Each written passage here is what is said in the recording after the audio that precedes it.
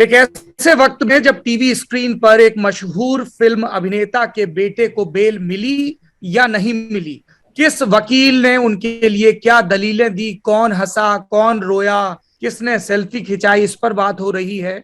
हमें लगा कि बात इस पर भी होनी चाहिए कि इस वक्त देश में कितने अंडर ट्रायल कैदी हैं, उनमें से कितने बरसों से जमानत का इंतजार कर रहे हैं, जबकि तमाम न्यायिक सुधारों वाली कमेटियों ने, तमाम न्यायाधीशों ने बार बार ये कहा कि बेल एक्सेप्शन नहीं होती है।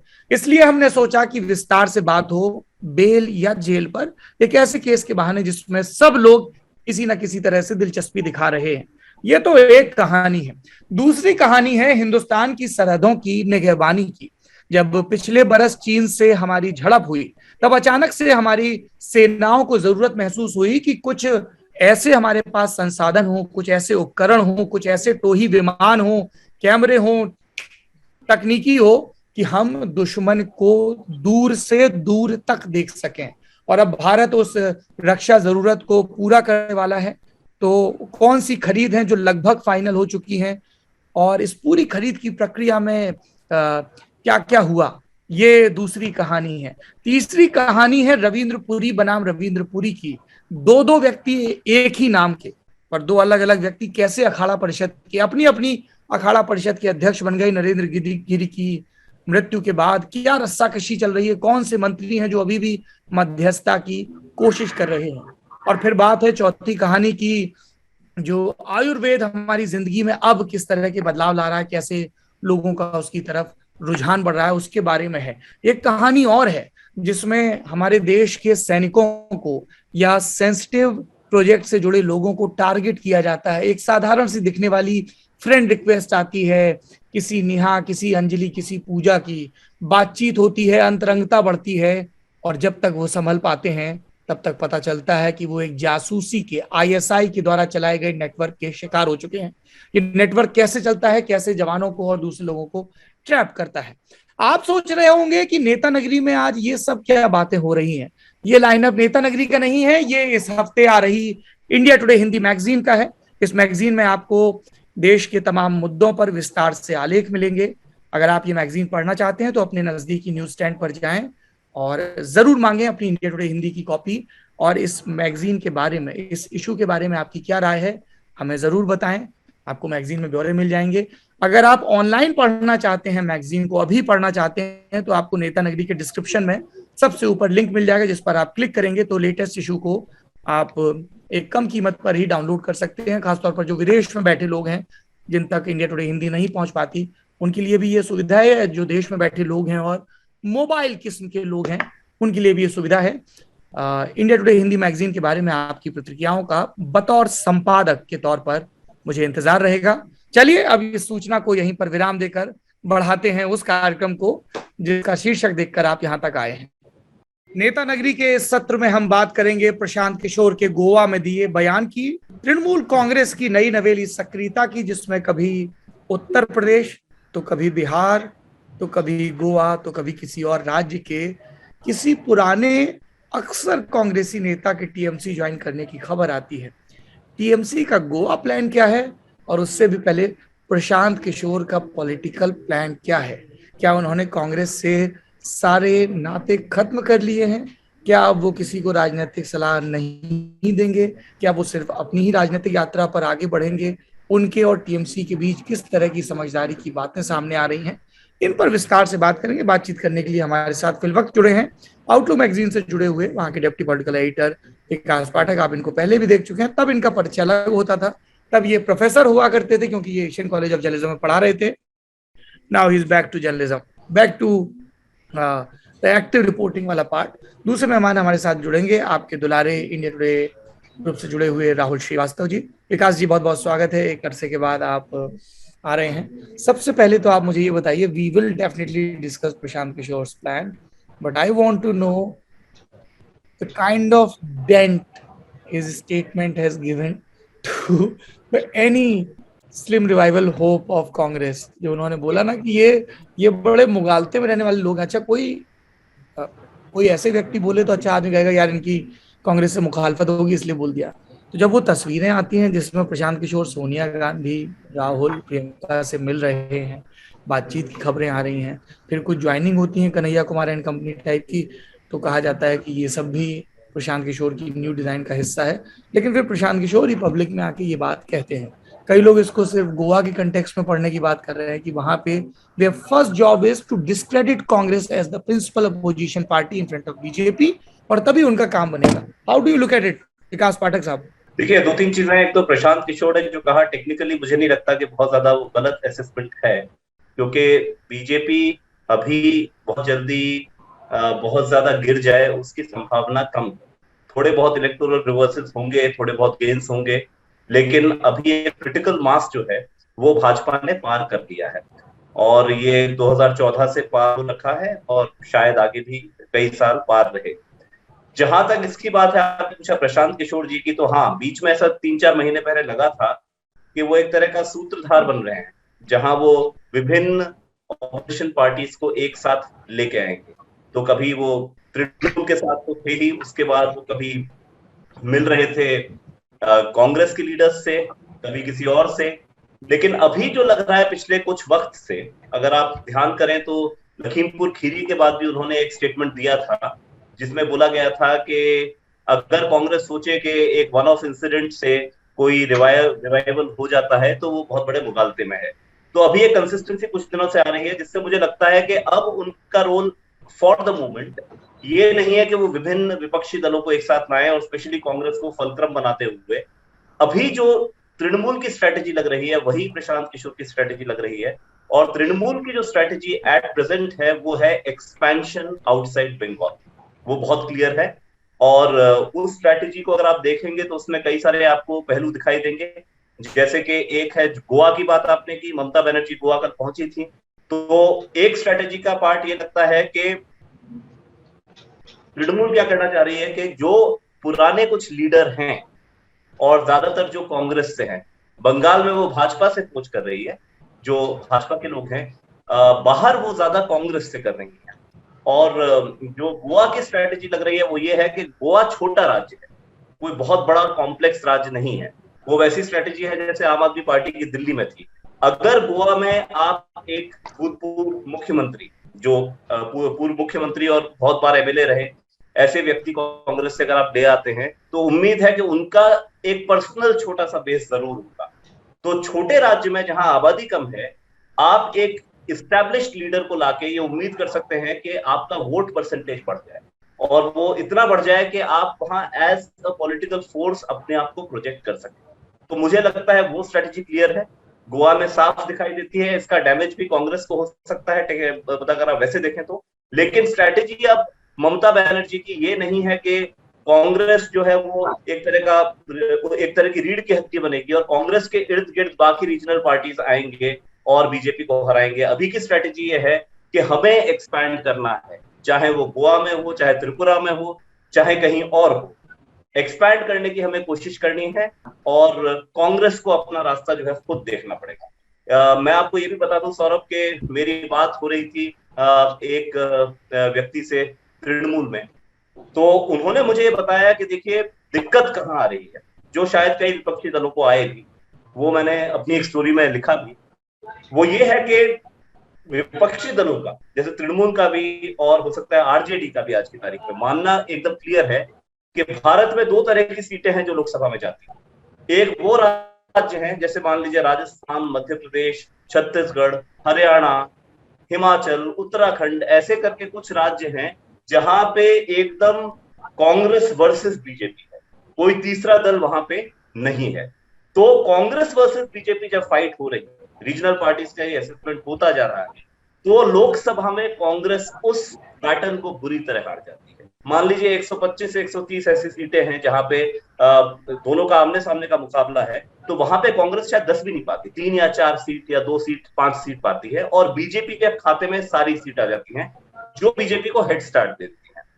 दूसरे तरह की सीटें वो हैं, ऐसे राज्य हैं जहां रीजनल पार्टीज पावरफुल है, या तो एक रीजनल पार्टी जैसे तृणमूल हो गई आपके बंगाल में, या डीएमके हो गई तमिलनाडु में, या कुछ और राज्य ऐसे हो सकते हैं, बीजेडी है उड़ीसा में, या फिर ऐसे भी राज्य हैं जहां कोलिशंस हैं, तीन चार पार्टियां हैं, जैसे महाराष्ट्र हुआ, जहां कुछ पार्टियां एक साथ आ सकती हैं, रीअलाइनमेंट्स हो सकते हैं। तो एक समझदारी जो बन रही है रीजनल पार्टीज में वो क्लियर है कि कांग्रेस का दायित्व होना चाहिए कि जहां आप लड़ाई में बीजेपी से, वहां आप बीजेपी की टक्कर में आने की कोशिश करें। उनका मानना यह भी चल रहा है कि कांग्रेस की कवायद थोड़ी अलग लग, और ये तृणमूल में मुझे किसी ने बताया, नाम मैं नहीं ले सकता बतौर पत्रकार, कि कवायद ऐसी चल रही है कि जैसे मान लीजिए इंटरेस्ट है बिहार में, अगर दो बाई पोल्स होने वाले हैं, तो वहां सवाल है कि भाई आरजेडी से अलायंस क्यों नहीं हुआ, जहां लालू जी ने जब वो निकल के आए तब उन्होंने बोला भी कि क्या होता है कांग्रेस का अलायंस। अब सवाल यह है कि ये राज्य हैं, जैसे आरजेडी में विपक्ष, बिहार में विपक्ष का मतलब है आरजेडी, यूपी में लग रहा है इम्प्लिसिटली कि विपक्ष का मतलब है समाजवादी पार्टी। तो ऐसे में या तो कांग्रेस कोशिश करती है कि विपक्षी दल से इन द नेम ऑफ कोalition एक हार्ड बार्गेन करे, जैसे बिहार चुनाव में हुआ, कांग्रेस को काफी सारी सीटें मिली आरजेडी से, और कांग्रेस की स्ट्राइक रेट बहुत कम रही आरजेडी से। या दूसरा होता है कि जैसे उत्तर प्रदेश में अभी आप देख रहे हैं, उत्तर प्रदेश में बहुत एक हाई विजिबिलिटी बनी हुई है प्रियंका जी की। इवन आज भी हुआ कि वो ललितपुर गई, आपके बुंदेलखंड में ही, जहां पे 4 किसानों की मृत्यु हुई थी और वो जाके वहां मिली। इससे पहले 6 दिन पहले वो बाराबांकी में थी, वहां पे वो किसान महिलाओं से मिली। और उससे पहले लखीमपुर खीरी हुआ, जहां वो पहुंची, पहले का काफी कुछ वो लाइमलाइट उन पे आया। तो अब यहाँ सवाल होता है कि अगर कांग्रेस रेस में नहीं है, तब भी कांग्रेस अपने संगठन के निर्माण के लिए अगले 5 साल का प्लान लेके वहां ये नहीं कर रही है कि कांग्रेस सोचे कि यार चलिए यूपी में समाजवादी को करना है, बीजेपी को हराना है। तो वही तर्क आ रहा है तृणमूल से कि अगर आप जो है बंगाल में आईएसएफ के साथ मिलके और लेफ्ट के साथ अलायंस करते हैं अगेंस्ट तृणमूल, अगर आप त्रिपुरा में एक्टिव हैं, तो तृणमूल को भी पूरा अधिकार है कि वो गोवा में एक्टिव होने की कोशिश करे। तो इस चीज को मेरे ख्याल से ऐसा समझना पड़ेगा कि आज की तारीख में तृणमूल जैसे दलों की स्ट्रेटेजी सीधा ये है, हमें भी अपने बल पर एक्सपैंड करना है। और जैसे मैंने आपको बताया, अंदर से लोग ये बात कह रहे हैं कि अगर कोalition धर्म है, या अगर 2024 में विपक्षी दलों को एक साथ आना है, तो कांग्रेस का ध्यान होना चाहिए उन राज्यों में जहां बीजेपी कांग्रेस की डायरेक्ट लड़ाई है। कांग्रेस का ध्यान उन राज्यों पे नहीं होना चाहिए जहां कोई रीजनल पार्टी बहुत सक्रिय है, बहुत पावरफुल है। तो कांग्रेस या तो उसके अगेंस्ट कैंडिडेट खड़े करे, या फिर उससे बहुत बड़ी सीटों की डिमांड करे। इससे बीजेपी को हराना आसान नहीं रहे।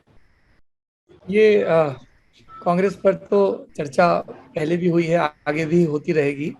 मैं ये जानना चाह रहा था कि पहले खबरें आई कि इस तरह की कि प्रशांत किशोर कांग्रेस में जाएंगे, बड़ी जिम्मेदारी मिलेगी, रिवाइवल प्लान आदि इत्यादि।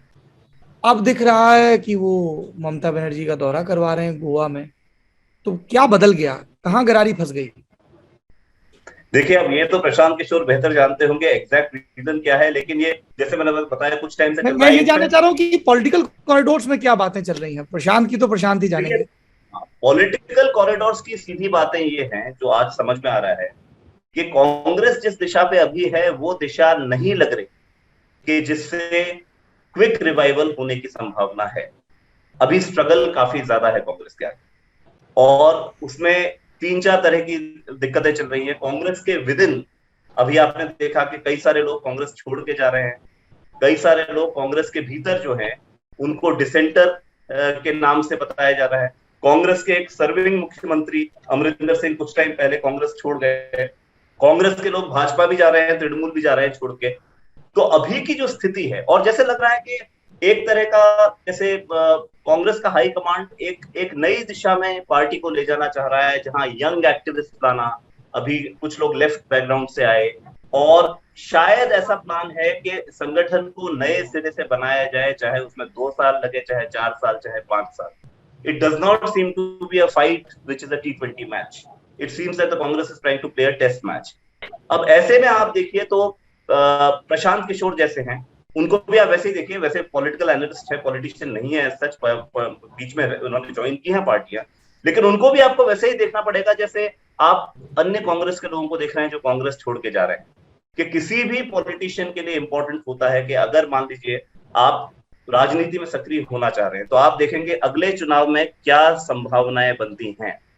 तो वो संभावनाएं किसी भी पॉलिटिशियन को या पॉलिटिकल एनालिस्ट को जो कि बहुत क्लोज है पॉलिटिशियन से, क्या उनको ये संभावना लगती है कि कांग्रेस से कुछ हो सकता है? मान लीजिए कांग्रेस फिर चुनाव हार जाती है, आगे क्या?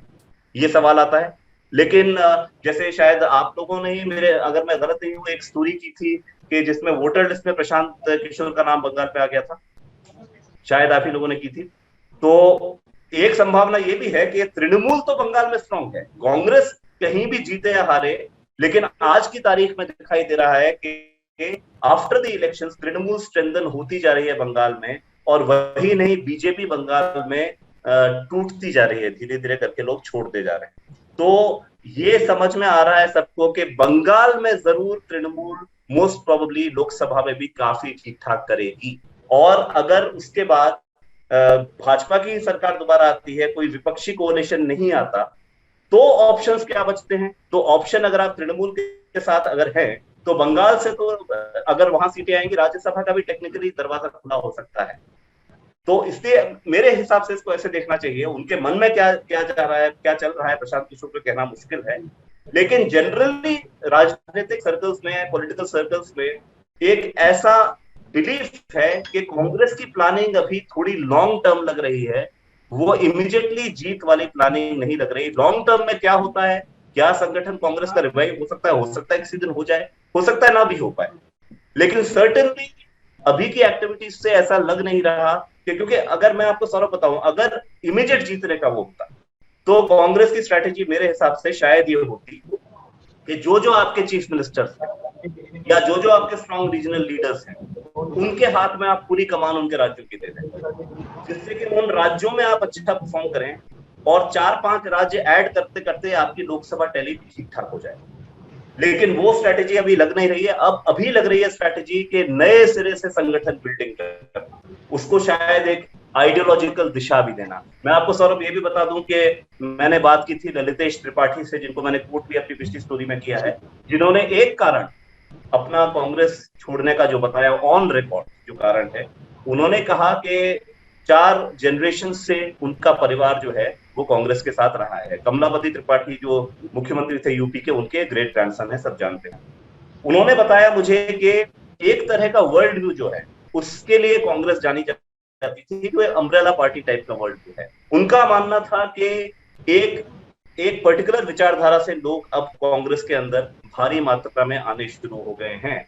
जब मैंने उनसे पूछा कि कौन सी विचारधारा है, तो उन्होंने बोला कि, मैंने पूछा कि आप लेफ्ट की बात कर रहे हैं? उन्होंने कहा कि हाँ, लेफ्ट की बात कर रहा हूं। उन्होंने ये भी बोला कि किसी भी विचारधारा का व्यक्ति अगर कांग्रेसी विचारधारा को अपनाना चाहे तो वो कांग्रेस में आ जाए, कोई दिक्कत नहीं है, लेकिन कहीं ऐसा ना हो जाए कि नए सिरे से कांग्रेस एक नई दिशा लेना चाह रही है। तो एट प्रेजेंट जो कांग्रेस का स्टाइल अभी लग रहा है, स्पेशली जो नेहरू गांधी फैमिली का है, it is an attempt at rebuilding, नए सिरे से पार्टी को शुरू करो, जैसे कि इंदिरा गांधी ने किसी जमाने में किया था, सब कुछ साइड करके, कि पुराने लीडर्स जो हैं उनकी भी बात सुनी जाएगी नहीं सुनी जाएगी पता नहीं। तो एक नए स्टार्ट का, एक नए सिरे से बिगिनिंग का प्रयास लग रहा है, जो कि मीडियम और लॉन्ग टर्म की स्ट्रैटेजी लग रही है। वो इमीडिएटली उत्तर प्रदेश चुनाव की स्ट्रैटेजी नहीं लग रही, ना ही वो लग रही है गुजरात चुनाव की अभी स्ट्रैटेजी है एट प्रेजेंट, ना ही वो शायद लोकसभा की स्ट्रैटेजी लग रही है। तो लॉन्ग टर्म स्ट्रैटेजी में जो बाकी पॉलिटिशियंस हैं जो कांग्रेस से क्लोज रहे हैं, कई बार वो सोचेंगे, can I wait that long, will I be relevant in the new scheme of things. तो ऐसे में ये संभावना पूरी हो जाती है कि कुछ लोग जाना चाहेंगे भाजपा की तरफ, कुछ लोग जाना चाहेंगे तृणमूल की तरफ, चाहे तृणमूल रीजनल पार्टी है, लेकिन तृणमूल के बारे में एक चीज अभी लग रही है, अपना राज्य में संभाल ले 2024। जी सर, मुझे ये समझना था, हम कांग्रेस के ऊपर थोड़ा सा टाइम अभी स्पेंड कर चुके हैं, आईपैक और आईपैक की तरह के जितने प्रयोग हैं और उनको अभी चर्चा में लाए हैं प्रशांत किशोर ही। क्या इनका कॉम्पिटेंस और एक्सपीरियंस और इनकी जो क्षमता है उसकी क्या कोई सीमा नहीं है? क्योंकि अभी क्या हुआ जो हमने बंगाल में देखा, या उससे पहले आंध्र में या दिल्ली में भी, कि इनकी जो असिस्टेंस है, बंगाल जितनी चर्चा पहले नहीं मिली, लेकिन बंगाल में पूरा था कि तृणमूल के साथ में आईपैक आपको सुनाई आता था, और ये आपकी पॉलिटिक्स के लॉजिक को थोड़ा चेंज करती है। एक बाहर से आप ये कह लीजिए कि एक बाहर से क्रचेस लग जाते हैं उस पॉलिटिकल पार्टी को, और फिर वो डिक्टेट करते हैं बहुत सारी चीजों को। आप कैंपेन कैसे करते हैं, आप पॉलिसीज कौन कौन सी फॉर्मुलेट करते हैं इन रन अप टू इलेक्शंस। तो एक वो कॉर्पोरेट मैकेनिज्म है जो जिससे हम बहुत ज्यादा, जो पहले नहीं हम देखते थे। पहले बिल्कुल एकदम खांटी देसी राजनीति होती थी, आपके पनवाड़ी की दुकान से लेकर के फिर लुटियंस तक के, पर वो जो प्योर पॉलिटिक्स वाली पॉलिटिक्स होती थी, अब वो लॉजिक चेंज हुआ है। पहली बार हम ये देखेंगे कि इसको इस्तेमाल किया जाएगा बिल्कुल एक ऐसे स्टेट में जहां पे ये पहले हुआ नहीं, और ऐसी पार्टी द्वारा जो आउटसाइडर है, तृणमूल। तो आपको क्या लगता है ये एक्सपेरिमेंट मतलब कितना सक्सेसफुल हो सकता है, नहीं हो सकता है? अगर करते हैं तो इसकी क्या लिमिटेशंस होंगी? देखिए निखिल, आपकी बात बिल्कुल सही है कि एक ट्रेडिशनल अंडरस्टैंडिंग हुआ करता था, जिस अंडरस्टैंडिंग पर इवन कांग्रेस भी या लेफ्ट पार्टी तमाम चला करते थे, आज से मैं कहूंगा कि शायद 8-10 साल पहले तक। वो ये था कि राजनीति जो होती है वो कैडर से चलती है। एक विचारधारा होती है, उसके आसपास आप एक कैडर बिल्ड करते हैं, वो कैडर आपके विचारों को लोगों में ले जाता है, आप गांव गांव घूमते हैं।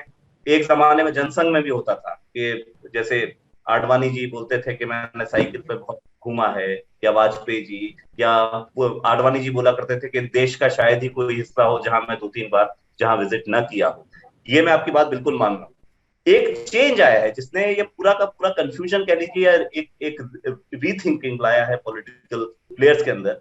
जब से सोशल मीडिया आया तब से पूरी संभावना है कि आप बिना व्यक्तियों से मिले किसी एक मैसेज को व्हाट्सएप के थ्रू और तमाम सोशल मीडिया प्लेटफॉर्म्स के थ्रू वायरल कर दें। ये संभावना बिल्कुल रही है, और पिछले 7-8-9 साल में सोशल मीडिया ने जिस तरह पब्लिक स्फीयर जो है उसको बहुत ज्यादा चेंज कर दिया है। ये पब्लिक स्फीयर इंक्रीजिंगली ऐसे मैसेजेस का बन गया है जिसको आप क्विकली डिसेमिनेट कर सकें लोगों तक। तो सबसे पहले भारत में इनफैक्ट आडवाणी जी ने कोशिश की 2009 में। 2009 के चुनाव में वो प्रद्युत बोरा थे जो उनकी एक टीम लीड कर रहे थे। बाद में प्रद्युत ने बीजेपी छोड़ दी, लेकिन उस टाइम वो लीड कर रहे थे टीम। और मैंने पहली बार देखा था बतौर रिपोर्टर कि वो बोलते थे, डोर टू डोर कैंपेन को बोलते थे ऑफलाइन कैंपेन, और वैसे बोलते थे, उनकी टीम बोलती थी ऑनलाइन, मतलब online was a normal campaign, और बोलते थे हम ऑफलाइन भी करेंगे। तो वो मेरे ख्याल से एक शुरुआत थी, उसमें यंग प्रोफेशनल्स लाए गए थे, एमबीए और तमाम उस टीम में। लेकिन I think the time of that kind of online campaign had not yet कम। तो उसका नतीजा ये हुआ कि 2009 में कुछ नहीं हुआ और बीजेपी 116 सीट पर सिमट गई। और भी कारण थे, लेकिन मैं ये बोल रहा हूं कि सोशल मीडिया कैंपेन आपको वो थ्रस्ट जो आप चाहते थे नहीं दे पाए। लेकिन उसके बाद अगला आता है जब प्रशांत किशोर आते हैं नरेंद्र मोदी जी के कैंपेन में 2014 के करीब। तब तक ये तमाम जो चीजें हैं, आप देखिए फेसबुक का प्रोलिफरेशन बढ़ गया, इंटरनेट एक्सेस बढ़ गया, स्मार्टफोन्स बढ़ गए। स्मार्टफोन में जो कोई अगर मान लीजिए पढ़ा लिखा ना भी हो तो यूट्यूब पे वीडियो तो देख ही सकता है, व्हाट्सएप पे कोई वीडियो आ गया तो वो तो देख ही सकता है। तो ये सोशल मीडिया ने एक बहुत बड़ा चेंज लाया कि ट्रेडिशनल पॉलिटिक्स जो है वो उतनी ज्यादा पावरफुल नहीं रह गई मैसेज सेंड अक्रॉस करने में। आज आप गांव गांव घूम के मैसेज, यहां से आप दिल्ली से निकलेंगे और सोचेंगे मैं गांव गांव होते हुए लखनऊ पहुंचूंगा, एक मैसेज फैलाऊंगा, पता चलेगा कि व्हाट्सएप पे आप जब तक दिल्ली से गाजियाबाद नहीं क्रॉस कर पाए तब तक एक मैसेज वायरल होकर लखनऊ ही नहीं वो बलिया तक पहुंच गया है। तो ये एक चेंज आया है सोशल मीडिया के थ्रू, और इस चेंज में अब पॉलिटिकल पार्टीज को इंक्रीजिंगली लग रहा है। प्रशांत किशोर जी इसलिए पहले उन्होंने काम किया मोदी जी के साथ, उसके बाद उन्होंने तमाम पॉलिटिकल पार्टीज के लिए काम किया, डिफरेंट कैंपेन्स किए, अब जाके वो तृणमूल कांग्रेस के साथ थोड़े स्थायी लग रहे हैं, स्थायी रूप से लग रहे हैं। अब ऐसा क्यों है कि इतनी सारी पार्टियां, चाहे वो ममता जैसी स्ट्रीट फाइटर रही हो, चाहे वो बीजेपी रही हो, मोदी जी जिनका इतना ज्यादा आप कह सकते हैं कि एक मास अपील रही है, 2014 में उन्होंने भी ट्राई किया। मुझे ध्यान है कि जब भाजपा अध्यक्ष बने थे नितिन गडकरी, वो भी बहुत कुछ सर्वे एजेंसीज को हायर करते थे। रीजन ये है कि पॉलिटिशियन को पता है कि, या उसको लग रहा है कम से कम, कि सोशल मीडिया ने पॉलिटिक्स की लैंग्वेज बदल दी है, कम्युनिकेशन के तरीके बदल दिए हैं। और सोशल मीडिया में एक 70 साल का कितना ही पुराना एक्टिविस्ट हो, जिसने भारत के सारे गांव घूमे हो, जो आपको दीनदयाल उपाध्याय से लेके अंबेडकर से लेके लोहिया सब बता सके, संभव है कि वो डिजिटल मैसेज कैसे वायरल किया जाता है उसको ना जाने। ऐसे में एक जरूरत महसूस होती है ऐसी टीम्स की जैसे आईपैक है, जो कि कैंपेन में एक्सपर्ट हों, और धीरे धीरे उनका स्टैचर बढ़ता है। और बढ़ते बढ़ते कभी कभी ऐसा भी हो जाता है, जो बंगाल में देखा कि प्रशांत किशोर का प्लानिंग में बहुत बड़ा रोल हो गया पार्टी के अंदर। It became more than merely planning a campaign. तो निखिल, आपकी बात सही है, लेकिन अब ये डिजिटल मीडिया एक नया जानवर है, एक नया एनिमल है। इसको स्टेबलाइज होते होते और इसको समझते समझते भी हमें समय लग जाएगा। तब तक जैसे हम आप जो है क्लूलेस हैं, हम आप पत्रकार हैं तो सोचते हैं कि डिजिटल स्टोरी कैसे करूं, क्या क्या एलिमेंट्स हो सकते हैं, कुछ और नया कर सकते हैं क्या, वैसे ही पॉलिटिकल पार्टीज और पॉलिटिशियंस समझ रहे हैं कि इस डिजिटल मैसेज वाले उसको या कैंपेन प्लानिंग, जिसका आज बहुत बड़ा, जिसमें बहुत बड़े टेक्नोलॉजी और टूल्स आ रहे हैं, उसमें हमें उस तरह की एक्सपर्टीज चाहिए, ऐसी टीम्स चाहिए जो कि एक राजनीतिक कार्यकर्ता से नहीं आ सकती, जो कि स्वयं सेवक से नहीं आ सकती, जो किसी कार्यालय में बैठा है। अब आगे देखते हैं कि ये कितने दिन तक पॉलिटिक्स को ऑल्टर करता है या कोई और नई पॉलिटिक्स क्रिएट होती है क्या। लेकिन जब तक ये टेक्नोलॉजी फास्ट चेंजिंग है, जब तक मैसेजेस इस तरह वायरल हो रहे हैं, नए कैंपेन्स के लिए शायद प्रोफेशनल्स की जरूरत हर पार्टी को महसूस होगी। मैं मतलब आप जो आपने कहा, मैं मतलब उससे डिसएग्री तो बिल्कुल नहीं करता, वो बात सही है, लेकिन मैं इस चीज में एक चीज जोड़ना जरूर चाहता हूँ। ऑब्वियसली विद योर परमिशन, आप बेहतर देखते हैं चीजों को, आपको अनुभव भी ज्यादा है, लेकिन मैं ये जोड़ना चाहता हूँ इस चीज में कि जितनी भी कंपनीज की हम बात कर रहे हैं जो पार्टीज को असिस्ट करती हैं उनके कैंपेन्स में, आप ज्यादातर देखेंगे कि उनके वो ऑनलाइन कंपोनेंट तो है, वो ट्वीट्स और पोस्ट्स और वो बैनरबाजी से बहुत आगे निकल के आप देखेंगे इनके कैंपेन का एक बहुत बड़ा चंक ऑफलाइन होता है। अभी बंगाल में जब हम थे तो आप ये चीज देख सकते थे कि जो भी कंपनी असिस्ट कर रही है, आईपैक का नाम ले सकते हैं, वो कर ही रहे थे, वो ओपन सीक्रेट है कौन कर रहा था। आप देखेंगे मॉड्यूल्स क्या हैं, जो मॉड्यूल्स बताए जाते थे कि जो भी लोकल लीडर्स के साथ में एक टीम लगा दी जाती थी और फिर वो मॉड्यूल कराते थे उनसे, और वो मॉड्यूल क्या होते थे?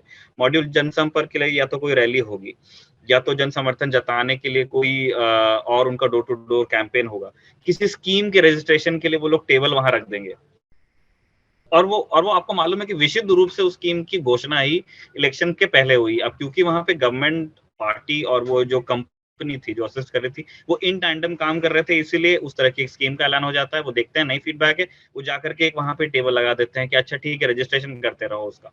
सबको मालूम है कि वो जो पैसा है वो सीधा नवरत्न भवन से इशू होकर के उनके अकाउंट में चला जाएगा, लेकिन वो रजिस्ट्रेशन के लिए टेबल लगा दिया क्यों? ताकि लोगों को लगे कि नहीं यार किसी कागज पे नाम लिखा जा रहा है, एक रसीद हमको मिल रही है। सर्वे छपवाना, सर्वे छपवा करके अखबारों में इंसर्ट कराना, रैलियां कराना, लोगों को बताना कि आपको क्या पहनना चाहिए। एक मैं किसी से मिल रहा था, वो बता रहे थे कि जैसे एक बड़े नामी सर्जन साहब आए और वो पार्टी में मिले, तो फिर उनको जिस लड़के को साथ में उनके लगाया गया, उन्होंने कहा कि सर आप अभी आपका जो अपीयरेंस है ना वो काफी मतलब जिसको क्या कह लीजिए काफी महंगे दिखते हैं आपको, तो आपको थोड़ा सा एक्सेसिबल लुक लेना पड़ेगा। तो उन्होंने कहा कि अच्छा मैं कुर्ते सिलवा लूं, तो उन्होंने कहा हाँ ये ठीक रहेगा। आपको अंगूठियां निकालनी पड़ेंगी हाथ से, पार्टी में कौन आएगा तो उसको क्या देना है, टिकट देना है या नहीं देना है, नहीं देना है तो उसको कहाँ अकोमोडेट करना है। ये सारी चीजें जो political assistance so to speak जो कंपनी दे रही थी उसका काफी ज्यादा दखल था। तो मैं कहता हूँ कि ये ऑनलाइन तो ठीक बिल्कुल हो रहा है, उसका ऑफलाइन दखल भी बहुत ज्यादा रहता है। और मेरी चिंता ये है कि कंपनी के अंदर भी जो लोग डिसाइड कर रहे हैं वो बाय मेंटालिटी तो वो भी पॉलिटिशियन है, उसमें मैं नहीं कहता, और वो भी पॉलिटिक्स ही कर रहे हैं, लेकिन वो उस लॉजिक को एब्स्ट्रैक्ट कर लेता है सोसाइटी से और एक बोर्डरूम में रख देता है। और वो मेरे लिए थोड़ी सी मुझे लगता है कि वो एक चिंता की बात होनी चाहिए हम सबके लिए। नहीं, आपकी बात से मैं बिल्कुल सहमत हूँ। ऑनलाइन के अलावा ये तमाम सर्वेज भी करते हैं, जो जैसे मार्केट सर्वेज एमबीएस करते हैं, तमाम कंपनियां करती हैं कि किस तरह का हमारा टारगेट ऑडियंस है, क्या होना चाहिए, लोग क्या फील कर रहे हैं। इसमें ये क्वांटिटेटिव मेथड्स यूज करते हैं, क्वालिटेटिव मेथड्स यूज करते हैं रिसर्च के, वो सब ये करते हैं। और उसमें भी कोई भी मेरे ख्याल से एमबीए किया हुआ जो व्यक्ति है वो एक आसानी से उसी पैटर्न पे मार्केट रिसर्च के आराम से वो रिसर्च कर सकता है, क्योंकि वो क्वालिटेटिव क्वांटिटेटिव मेथड्स जो है ना वो मोटा मोटी लगाने होते हैं। यहाँ आपको कोई बहुत बड़ा रिसर्चर नहीं बनना, मोटा मोटी। तो अभी क्या हो रहा है कि देखिए, जब किसी चीज का चलन आता है तो वो ऐसा नहीं है कि एक लेवल पे जाके रुक जाता है, कि पॉलिटिकल पार्टी बोलेगी कि देखो ऐसा है कि हम 2 हिस्सों में करेंगे, ऑनलाइन कैंपेन आप देख लो, लेकिन जमीन पर तो हमारे कार्यकर्ता ही जाए। होता क्या, हवा बहती है। चलन हमेशा ऐसे ही होते हैं कि चलन जो है वो देखिए, ब्रांडिंग की सबसे बड़ी क्वालिटी क्या होती है कि वो आपको किसी चीज को आपके सामने नॉर्मलाइज कर देता है। जब किसी चीज का ट्रेंड आता है वो नॉर्मल हो जाता है, उसमें आप बहुत ज्यादा दिमाग नहीं लगाते। तो जैसे जैसे इस तरह की सर्वे एजेंसीज का रोल बढ़ता है, वो रोल फिर व्यापक होता जाता है। वो आपके रियल ग्राउंड कैंपेन को भी इफेक्ट करेगा। किस तरह के पोस्टर आप बनाएंगे, क्या नारा आप लगाएंगे, किस तरह का कैंडिडेट बेहतर होगा। हो सकता है कैंडिडेट से इंटरव्यू करवाते कि आपका क्या मानना है, क्या नहीं मानना। ये सब चीजें भी होती हैं क्योंकि अभी वो हवा चल गई कि ऐसे प्रोफेशनल एजेंसीज हो सकते हैं जो कि आपको इलेक्शन जिता सके। हाँ, इसमें खतरा, जो मैं आपकी बात मान रहा हूं, कि विचारधारा की लड़ाई जिसको कहा जाता था एक जमाने में, कि पॉलिटिक्स एक विचारधारा की लड़ाई है, इस एक्टिविटी के साथ विचारधारा की लड़ाई वो नहीं रह जाती। क्योंकि क्या लड़ाई है ये भी आपको ऐसी एजेंसी बता सकती है जो अगली बार किसी और पार्टी को क्या लड़ाई है वो बता दे कि आपका पिच क्या होना चाहिए। तो ये जरूर होता है कि इसके अंदर ये संभव है कि क्योंकि 5-6 ऐसी एजेंसीज हैं जो शायद 20 पार्टियों को अलग अलग टाइम पे अलग अलग मैसेज डिसेमिनेट करने की राय दे डालें और कैंपेन प्लान कर दें, इसलिए वो जो एक नोशन ऑफ आइडियोलॉजिकल प्योरिटी होता था एक जमाने में, चाहे उस टाइम भी दल बदलू लोग बहुत होते थे, यहां से वहां जाते थे, तमाम चीजें होती थी, आया राम गया राम वाले भी नारे एक टाइम पे वो स्लोगन्स हुआ करते थे। लेकिन सच्चाई ये है कि आपकी बात से मैं वहां सहमत हूं, आइडियोलॉजिकल पॉलिटिक्स के लिए आउटसोर्सिंग टू प्रोफेशनल एजेंसीज, जो कि एक नहीं बहुत बहुत लोगों के लिए वही काम करने को तैयार हैं, वो थोड़ा आइडियोलॉजिकल पॉलिटिक्स की धार को थोड़ा सा कमजोर करती है। और इसमें अगर आप बतौर पॉलिटिकल पार्टी भी बहुत स्ट्रिंजेंट पोजीशन ले रहे हैं कि हम तो ये मानते हैं जी, हम ऐसा भारत चाहते हैं, हम वैसा भारत चाहते हैं, ये हमारी मान्यताएं हैं, अगर आप ऐसे कंपनीज को हायर करते रहेंगे, जिस कंपनी ने पिछले 5 साल में 5 पार्टियों के बारे में, आपकी आपकी विरोधी पार्टियों के लिए भी कैंपेन प्लान किया है, तो वो जो आपकी आइडियोलॉजिकल धार है वो कम होगी। और इसी कारण देखिए, नई पॉलिटिक्स का भी इंडिया में उदय हो रहा है, चाहे बहुत बहुत ज्यादा आजकल आइडियोलॉजी की बात हो रही है और इंस्टीट्यूशन की बात हो रही है, लेकिन आप देखें डिलीवरी वाली पॉलिटिक्स की भी शुरुआत हो चुकी है। You are a delivery boy, in fact ये चीज कही जाती थी आम आदमी पार्टी के बारे में। तो हाँ, इसके फायदे नुकसान दोनों है। फायदे तो क्या है, मैं बोलूंगा ट्रेंड में बहुत बार चीजें बदलती है। हाँ, नुकसान ये है कि एक तो विचारधारा के लिए नुकसान है, वैचारिक पॉलिटिक्स के लिए नुकसान है, और तीसरी चीज इसमें ये भी है कि जो कार्यकर्ता है पार्टी के, आज भी कुछ ऐसे लोग हैं जिन्होंने किसी एक पॉलिटिकल पार्टी को जीवन के 20 साल दे दिए, उनका राइज जो है अब थोड़ा सा, मतलब उसमें एक चैलेंज आ जाता है कि उनको बार बार दिखाई देता है कि, और थोड़ा सा उनको कुंठा भी हो सकती है कि मैं 30 साल से इस पार्टी के लिए काम कर रहा हूँ, संगठन के लिए काम कर रहा हूँ, लेकिन जब एन मौका आता है तो मेरी जगह किसी और को काम दे दिया जाता है कि ये प्लानिंग आप करेंगे और मैं फुट सोल्जर बन के रह जाता हूँ।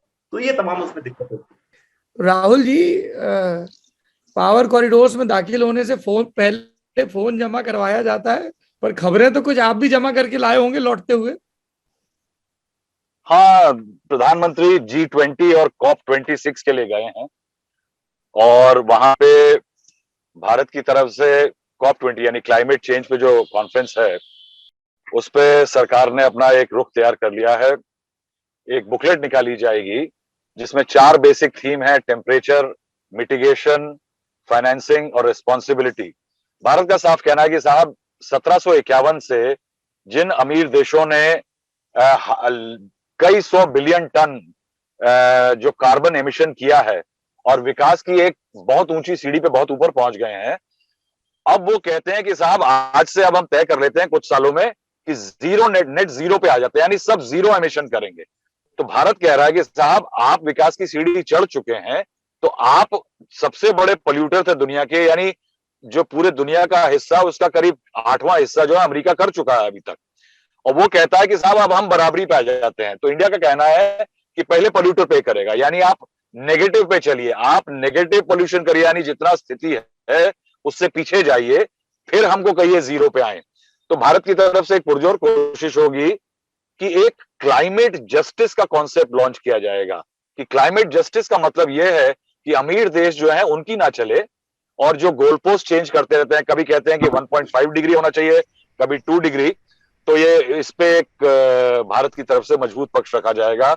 जो ग्लासगो में जो क्लाइमेट समिट हो रही है, ये दुनिया का सबसे बड़ा जमावड़ा होगा आज तक का।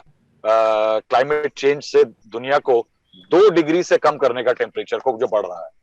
अच्छा, अब लगे हाँ, तो ये और बता दीजिए, आप इतना पार कॉरिडोर्स में उठते बैठते हैं, ये जो प्रशांत किशोर ने कल गोवा में बोला, उस पे हम विकास पाठक जी के विद्वतापूर्ण वक्तव्य को सुन रहे थे। अब मैं आपकी राय जानना चाहता हूं कि कांग्रेस पे उन्होंने जो बोला वो तो हम लोग कई बार डिस्कस कर चुके हैं पहले भी, कि एक कोई दैवीय कृपा और आकाशवाणी नहीं होगी जो इनकी गोद में आगे कत्ल गिर जाएगा। लेकिन टीएमसी जो अपना बंगाल से बाहर एक्सपेंशन देख रही है, और उस एक्सपेंशन के पीछे जो व्यक्ति है ना, प्रशांत किशोर, विकास पाठक कह रहे थे, तब मैंने बीच में टोका नहीं, कि now he doesn't see himself as a political strategist any more, he is a full time politician. तो वो उसी हिसाब से अपनी स्ट्रेटजी वेब कर रहे हैं, उसी हिसाब से अपना फ्यूचर का रोड मैप तैयार कर रहे हैं। How do you look at it? Saurabh, मैं आप लोगों से टोटली एग्री करता हूं। देखिए, प्रशांत किशोर का ये जो वक्तव्य आया, पहले तो सबसे पहला उनसे मुझे बहुत नाइत्तेफाकी इस बात से है कि हवाओं के गुजर, कोर्ट के ऑर्डर और जनता का जो वोट का वो है, उसको मैं कभी प्री जज करके ये नहीं कहूंगा कि अगले कई दशकों तक यही पार्टी रहेगी। इंदिरा इज इंडिया, ये सब चीजें देखी जा चुकी हैं। मगर जनता जब ऊंट के करवट बदलती है ना, तो कोई नहीं बचता। दूसरा, बीजेपी भले ही आज बहुत स्ट्रांग हो, नरेंद्र मोदी उनको खींच के ले जाने वाला सुपरफास्ट इंजन जरूर हो, लेकिन बीजेपी के पास भी एक क्राइसिस है कि अगले कुछ सालों बाद नरेंद्र मोदी के बाद कौन। तो ऐसा नहीं है कि मैं कह सकता हूं कि कई दशकों तक अब बीजेपी सत्ता से बाहर नहीं जाने वाली। ये एक नहीं, राहुल जी माफ करिए, बीच में टोक रहा हूं। प्रशांत ने ये नहीं कहा कि सत्ता से बाहर नहीं जाने वाली, उन्होंने कहा they have gained a minimum threshold, एक 30% का है, तो वो पक्ष में रहें या विपक्ष में रहें, they are going to be there as a contender यानी और एज अ क्लेमेंट।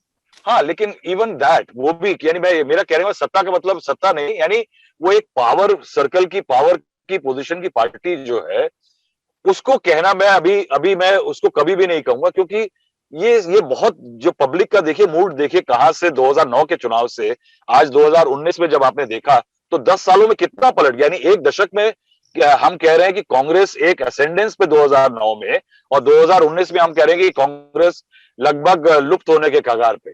तो क्या है कि एक दशक में बदल जाता है। कहीं ना कहीं प्रशांत किशोर का जो ये बयान है, ये एक चीज रिफ्लेक्ट करता है कि प्रशांत किशोर अब एक ऐसी पॉलिटिक्स की राह पे है जहां नरेंद्र मोदी को हराने से पहले पहला एक कॉन्सेप्ट जो उभर रहा है कि कांग्रेस का जो एक बेस है उसको खा लिया जाए। यही स्ट्रैटेजी आज की तारीख में अरविंद केजरीवाल की है, यही स्ट्रैटेजी जो है ममता बनर्जी की है, कि जहां जहां पे कांग्रेस की एक प्रेजेंस है नरेंद्र मोदी को टेक ऑन करने से पहले, कि जैसे चंद्रगुप्त मौर्य को सलाह दी गई थी कि नंद से लड़ने पहले छोटे राजाओं को लड़ो, तो वो कांग्रेस की स्पेस जो है, और वो नेचुरल, उसको ये भी समझते हैं कि वो एक नेचुरल स्पेस है उनके लिए, क्योंकि वो एक सेक्युलर फेस की तरह से हमेशा आते हैं, सेंट्रिस्ट पार्टीज हैं जो कि कांग्रेस की उस स्पेस को खा सकते हैं। और वो एक स्लो मोशन जो है, गोवा एक बड़ा क्लासिक एग्जाम्पल बन रहा है, जहां पे आम आदमी पार्टी और टीएमसी काफी दूर, आम आदमी पार्टी थोड़ा पास है, वो अपना फॉर्च्यून्स वहां ट्राई कर रहे हैं कांग्रेस की कॉस्ट पे।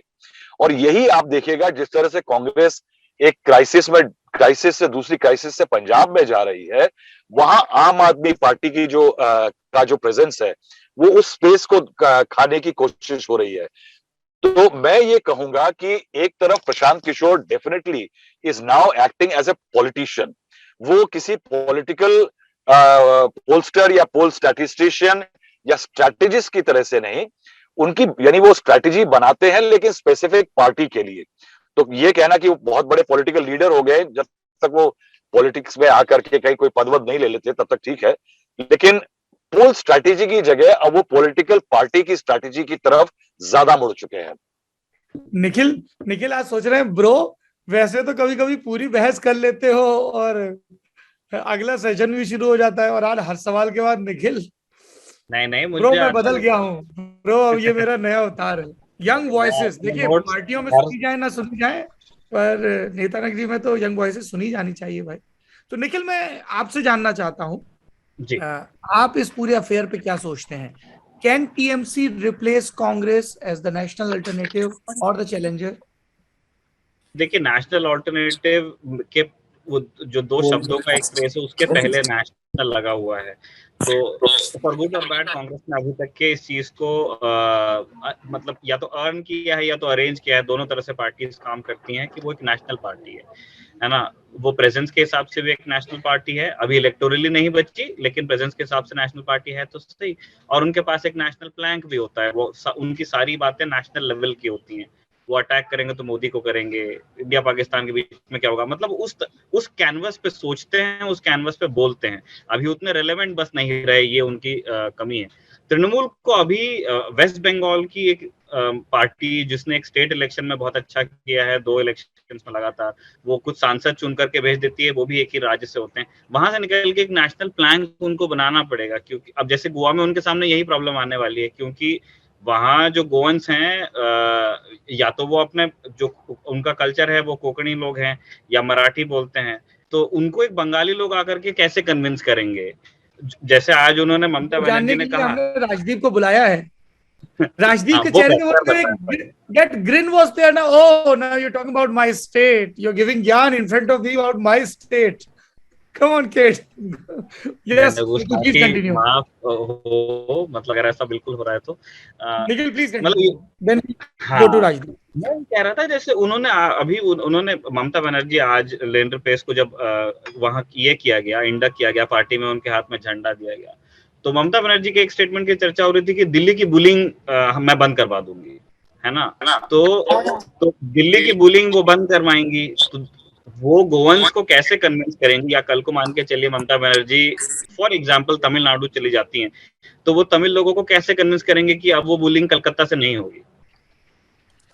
तो एक नेशनल प्लान चाहिए होगा जिसके अंदर किसी भी सूबे के लोगों को, तृणमूल को एक्सेप्ट करने में उनको वो फीलिंग ना आए। यही चीज हम देख रहे थे नरेंद्र मोदी के साथ में हो रही थी कि जब 2014 के रनअप से पहले लोग कहते थे कि अरे यार ये कैसे हो सकता है, ये आदमी कैसे लीडर हो सकता है, गुजराती है, उनकी एक हिस्ट्री थी पहले, लेकिन उसको पीस बाय पीस उन्होंने उस चीज को पीछे छोड़ा, उनके लिए एक नेशनल स्टैचर पैदा किया और फिर वो उस छवि में जाकर के वो आदमी प्रवेश कर गया और वो फिर अब देखिए प्रधानमंत्री हैं। तो वो एक्सरसाइज जब तक नहीं होगी तब तक तृणमूल भी वहां नहीं पहुंचेगी। Rajdeep, thank you for joining us, बहुत बहुत स्वागत है आपका एक बार फिर से नेता नगरी में। सीधे मुद्दे पर आते हैं, दाएं बाएं की बात नहीं। गोवा में खेल क्या है, टीएमसी की संभावनाएं क्या हैं, बताइए। देखिए सौरभ, निखिल, मुझे नहीं लगता इस समय टीएमसी गोवा में वो करिश्मा कर सकती है जो उन्होंने बंगाल में दिखा, ये तो साफ है। देखिए गोवा की राजनीति बिल्कुल अलग है, 40 सीटें हैं और उन 40 सीटों में एवरेज कॉन्स्टिट्यूंसी आप ले 25,000 लोगों की होती है, वोटर 25,000 होते हैं। अब 25,000 में से समझ लीजिए 80% वोटिंग हो गई तो 20, 21, 22,000 तक वोटिंग हो सकती है। यानी अगर मुझे 8-9 हजार भी मिले, 10,000, क्योंकि कई पार्टियां होती है, तो मैं चुनाव जीत जाता हूं। और कब जीतते हैं? तब क्योंकि आपकी लोकल पकड़ हो। गोवा में जो पंचायत के नेता होते हैं, जो वहां सरपंच होते हैं, पंचायत से जुड़े होते हैं, वो सबसे मजबूत नेता होते हैं, क्योंकि वहां पॉलिटिक्स बहुत लोकलाइज है। उसके साथ साथ जो बात निखिल ने कही कि गोवा की एक रीजनल एक तरह से अस्मिता है, वहां के लोग अपने प्रदेश को या अपने जैसे आपने कहा, जैसे आपने गोवा का जिक्र किया, मेरे चेहरे पर मुस्कान आई। क्यों? क्योंकि मुझे लगा देखिए मेरा छोटा गोवा जो है आपके बड़े लल्लन टॉप नेशनल चैनल पर कम से कम कोई तो गोवा की बात कर रहा है। तो अपने आप कहीं ना कहीं गोवा के लोगों को लगता है कि हमारी जो पहचान है, जो हमारी आइडेंटिटी है, उसको बचाए रखना है। गोवा महाराष्ट्र के साथ क्यों नहीं जुड़ गया? क्योंकि गोइंकर्स को लगा कि हमारी जो भाषा है, हमारी जो कल्चर है, वो हमें प्रिजर्व करने के लिए हमें अपनी अलग एक पहचान, एक अलग आइडेंटिटी बनानी है। और यही वजह है कि 20-25 साल जो पहले गोवा, जब से उन्हें स्टेटहुड मिला, महाराष्ट्रवादी गोमांतक पार्टी वहां मजबूत थी, वहां की रीजनल पार्टी। कांग्रेस धीरे धीरे आकर उसी जगह पर आ गई जो एमजीपी एक जमाने में थी। उसके बाद बीजेपी आई और आज की तारीख में बीजेपी को कितने साल लगे हैं इस जगह पर आने जहां उनकी सरकार बनी। 2012 में पहली बार उनको एक मेजॉरिटी सरकार मिली। आसान नहीं होता गोवा। अब तृणमूल वही 3 महीने में करना चाहता है, वो होना मुश्किल है। आज किसको तृणमूल ने लिया? लिएंडर पेस और नफीसा अली। अब लिएंडर पेस के जो पिताजी है वेस पेस और उनके जो दादा थे वो गोवा से आते हैं, लेकिन इसका मतलब नहीं है कि लिएंडर पेस को तुरंत एक गोवा का हीरो आप मान सकते हैं केवल क्योंकि वो सेलिब्रिटी है। या नफीसा अली रहती है दिल्ली में पहले, अब वो थोड़ी बहुत गोवा में रहती है। कोलकाता में 2004 में उन्होंने ममता बनर्जी के खिलाफ चुनाव लड़ा था। केवल सेलिब्रिटी होने की वजह से गोवा जैसे राज्य में आप तुरंत वहां पकड़ नहीं बना सकते। गोवा की राजनीति बिल्कुल अलग है। वहां की राजनीति लोकल फैक्टर्स पर चलती है और टीएमसी को लोग अभी भी एक तरह से बंगाल की पार्टी मानते हैं। ये बदल सकता है लेकिन 3 महीनों में बदल नहीं सकता। तो राजदीप जी फिर ये भी बता दीजिए लगे हाथों कि आप जो गोवा में चुनाव होने हैं उसमें किनके बीच मुकाबला देख रहे हैं और क्या फैक्टर्स देख रहे हैं? देखिए, मुझे लगता है आज की तारीख में जो मेन फाइट गोवा में है वो है BJP versus anti BJP forces. यानी बीजेपी वहां की एक तरह से प्रिंसिपल पोल है क्योंकि सरकार में 5 साल से रही है, तो एंटी इनकम्बेंसी को पकड़ने के लिए सभी पक्ष उसके पीछे, जिसमें कांग्रेस, क्योंकि कांग्रेस पुरानी वहां की पार्टी है, शायद इस समय आगे नजर आती है क्योंकि कांग्रेस के पास ऐसे नेता है जो कई सालों से गोवा की राजनीति से जुड़े हुए हैं। लेकिन क्या वाकई कांग्रेस में वो चुनावी क्षमता है? इस पर सवाल है। क्या तृणमूल जी मुद्दे क्या होंगे? मुद्दे तो बता दीजिए। मुद्दे गोवा में साफ है। देखिए, आप पिछले 5 सालों में क्या हुआ है, पिछले 5 सालों में और खास करके जब मनोहर पर्रिकर जी के गुजरने के बाद पिछले 2 सालों में मैं कहूंगा गोवा में एक तरह से एक लीडरशिप वैक्यूम है, गवर्नेंस वैक्यूम है। कोविड के टाइम पे जिस तरह से वहां ऑक्सीजन की वजह से वहां लोगों की मौतें हुई, जिस तरह से वहां आज एनवायरनमेंट को पर्यावरण को लेके जो वहां बैटल है, एक तरफ लोग विकास की बात करते हैं, दूसरी पर्यावरण। तीसरा जो सबसे बड़ा मुद्दा है भ्रष्टाचार। सबसे बड़ा मुद्दा मुझे लगता है आज की तारीख में लोकल लेवल पर भ्रष्टाचार जो हो रहा है। लगभग आप देखिए हर गोवा का एमएलए कहीं ना कहीं किसी ना किसी करप्शन से, स्कैंडल से उनका नाम जुड़ जाता है। ये हर कॉन्ट्रैक्ट पर ये कहा जाता है कि पैसे बनाए जा रहे हैं। हालांकि कोविड रिलीफ पर भी, जब कोविड रिलीफ की बात थी तब भी ये आरोप लग रहा है, जो सत्यपाल मलिक जी ने मुझे एक इंटरव्यू में कहा, मेघालय के गवर्नर जो पहले गोवा के गवर्नर थे, कि कोविड रिलीफ, उसके डिस्ट्रीब्यूशन, उसके सप्लाईज पर, उस पर भी पैसे बनाए जा रहे थे। तो हर गोवन, आप देखिए गोवा की जो जनता है ना, वो वैसे बिल्कुल लिटरेट है, वो जानती है, बिल्कुल नॉलेजेबल जनता है। वो ये सवाल पूछ रही है कि ये करप्शन हर चीज पर आप करेंगे? हर चीज, छोटी चीज, जब कोविड जैसी महामारी होती है तब भी आप अपने कट लेना चाहते हैं। तो सबसे बड़ा मुद्दा जो है वो मुझे लगता है लोकल लेवल करप्शन, जिससे लोग उब गए हैं। और दूसरा बड़ा मुद्दा है एम्प्लॉयमेंट, बेरोजगारी। आज गोवा में बेरोजगारी एक ऐसे लेवल पर आ गई है जहां मैं समझता हूं 1 in 3 गोवंस इज अनएम्प्लॉयड, जो 21 साल के ऊपर, क्योंकि माइनिंग इंडस्ट्री खत्म हो गई है सुप्रीम कोर्ट के जजमेंट के बाद। टूरिज्म जो है वो कोविड की वजह से खत्म हो गई है। एक कैसीनो कल्चर आज है जो गोवा को रेवेन्यूज लाता है, लेकिन गोवा की जो एम्प्लॉयमेंट का ढांचा है, कोई नया डेवलपमेंट नहीं आया which will be employment generating. तो एम्प्लॉयमेंट बहुत बड़ा मुद्दा है, अनएम्प्लॉयमेंट बहुत बड़ा मुद्दा है। और तीसरा मुद्दा मेरे लिए इंपॉर्टेंट है और कई गोवंस के लिए है, वो है पर्यावरण। जिस तरह से आज पुराने जो हमारे गोवा के जो जंगल हो, फॉरेस्ट लैंड हो, उसके बीच में आप रेल रोड बना रहे हैं, पावर प्रोजेक्ट्स बना रहे हैं और कंस्ट्रक्शन के लिए आप लोगों को अनुमति दे रहे हैं, इस पर सवाल है। मुझे लगता है कई लोग कहते हैं रिलीजियस हार्मनी, धार्मिक, वहां वो गोवा में रहेगी। वो बीजेपी को भी, बीजेपी में भी ज्यादा आजकल जो एमएलए बीजेपी में है कैथलिक एमएलए हैं। पर्रिकर जी के जमाने में कई कैथलिक्स भी बीजेपी के साथ जुड़ गए। तो मैं हिंदू क्रिश्चियन डिवाइड नहीं समझता जितना बाहर की जनता समझती है। आज सबसे बड़ा मुद्दा जिसमें हिंदू, क्रिश्चियन, मुस्लिम सब इसमें शामिल है, वो लोकल लेवल भ्रष्टाचार और अनएम्प्लॉयमेंट। हमें रोजगार चाहिए गोवा में, और हमें इस करप्शन मुक्त सरकार चाहिए। जो भी सरकार हो उसमें इतना इस लेवल का, लोकल लेवल का भ्रष्टाचार जहां हर चीज पर आप पैसा लेते हैं, उससे मुक्ति चाहिए। चलिए, विकास पाठक जी, राहुल जी, राजदीप जी, आप तीनों लोग इस बातचीत में जुड़े, बहुत बहुत शुक्रिया आपका। Thank you so much.